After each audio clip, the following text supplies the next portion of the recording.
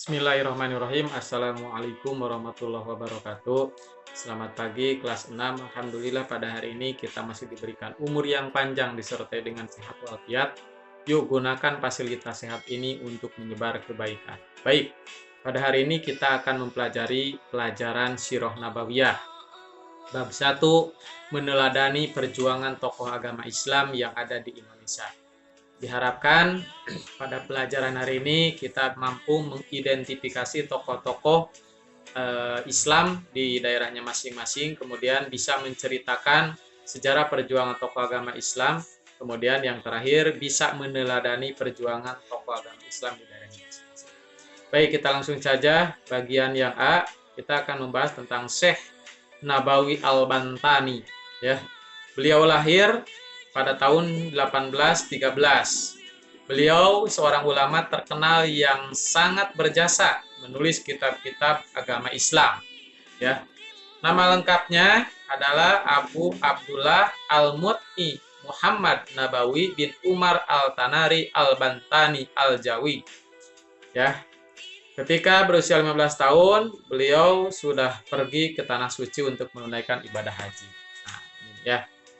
Jadi Syekh Nawawi ini ya berjasa dalam dalam menulis kitab-kitab agama Islam. Beliau juga pernah menjadi imam di Mekah Al-Mukarramah, ya, menggantikan imam yang ketika pada waktu itu sedang sakit. Nah, Syekh Nawawi ini wafat pada usia 80 tahun di Si'ib, ya, sebuah kawasan di pinggiran kota Mekah pada tanggal 25 Syawal 1314 Hijriah atau 1879 Masehi. Ya, jadi umat Islam itu sangat bersyukur pernah memiliki ulama dan guru besar keagamaan seperti Syekh Nawawi Al-Bantani. Nah, ya itu. Kemudian yang kedua atau yang B, Syekh Muhammad Arsyad Al-Banjari.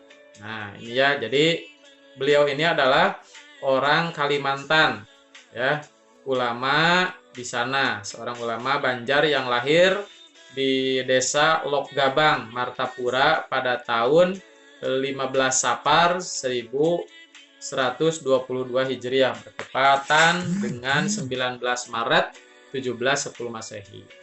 Ya, jadi beliau itu adalah penyebar agama Islam di daerah Kalimantan, ya. Yaitu selain mengembangkan Islam, juga pengajian-pengajian, beliau juga menulis kitab-kitab agama, ya. Yang paling masyhur itu adalah kitab Sabilal Muhtadin Litafakuh Fiddin, ya. Kemasyhurannya sampai ke Malaysia, ya. Malaysia, Brunei, dan Patani atau Thailand, ya.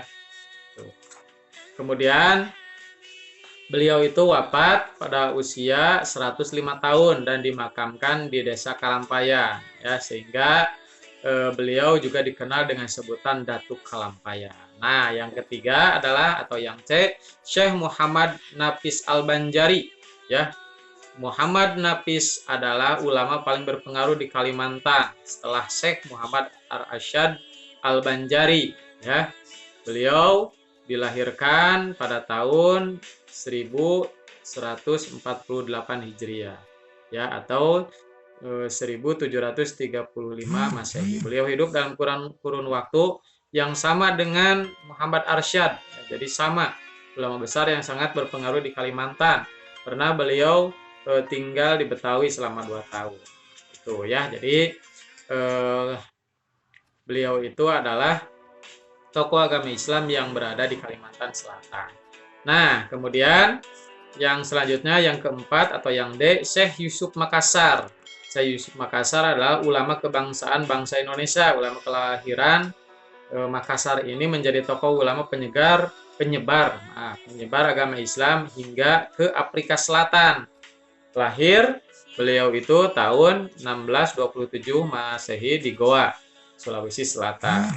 Ya. Jadi, nah, Syekh Yusuf ini pernah perang gerilya, ya. Jadi Syekh Yusuf ini adalah orang yang sangat gagah berani, ya. Beliau juga memiliki semangat juang yang tidak dipadamkan di Afrika Selatan, ya. Jadi Demikian pula beliau itu menghormati dan mengenang jasa-jasa pada tahun 1955 Syekh Yusuf ini dianugerahi gelar pahlawan nasional. Nah, ini. Kemudian yang atau yang kelima adalah Kiai Haji Ahmad Dahlan. Kiai Haji Ahmad Dahlan ini adalah pendiri organisasi Muhammadiyah. Ya, tuh nama lengkapnya Kiai Haji Ahmad Dahlan adalah Muhammad Darwisi. Ya, nah, ini pada umur 15 tahun beliau itu pernah menunaikan ibadah haji. Ya, jadi ini. Kemudian yang selanjutnya adalah Kiai Haji Hasyim Asy'ari. Beliau ini adalah pendiri organisasi Nahdlatul Umat. Ya, nih, jadi itulah ya teladan-teladan yang harus kita kenal, yang harus kita cermati bersama perjuangan tokoh agama Islam yang ada di Indonesia. Nah, untuk lebih lengkapnya, kalian bisa dibuka bukunya halaman 53 sampai dengan 61. Tuh ya, jadi silakan dibaca-baca karena kalau diceritakan ini sangat panjang, memakan waktu yang lama. Kalian dibaca saja dari halaman 53 sampai 61. Nah, itu ya. Untuk tugasnya menyusul demikian untuk pembelajaran Sirah Nabawiyah bab 1. Kita bertemu lagi, mudah-mudahan kita diberikan umur yang panjang disertai dengan sehat walafiat. Amin ya Allah ya rabbal alamin. Demikian, assalamualaikum warahmatullahi wabarakatuh.